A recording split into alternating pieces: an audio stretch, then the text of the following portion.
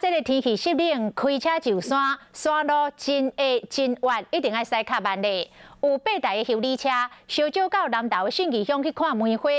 其中一台免入的是一对医生翁仔某，载着3个囡仔，伫信义乡乌道区的林道2公里的所在，载落100公尺深的山谷。这南投县消防局出动救援，8到12岁大查囝伤势较轻，这个妈妈8岁后生甲10岁第2查囝，拢需要来开刀，加在拢无生命危险。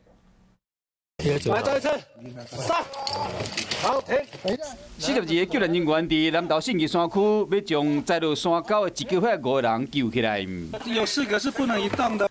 救人团哪救哪看，除了暗时增加困难度，伫山区途真软过放。来，下面旁边一点哦，落实。 真不简单，总算将人救起来到路面。受伤这个老母被救起来时，头一句话是：我在前面道路上。对，到边里。伊12岁、10岁查某囝甲8岁后生嘛陆续被救起来。弟弟，你有没有受伤？囡仔老爸无代志，佫会使徛，真激动，将救援人员揽掉咧。因1个月5个人，2个大人拢是家己一间病院医师，面前顶面有真侪出去佚佗的相片。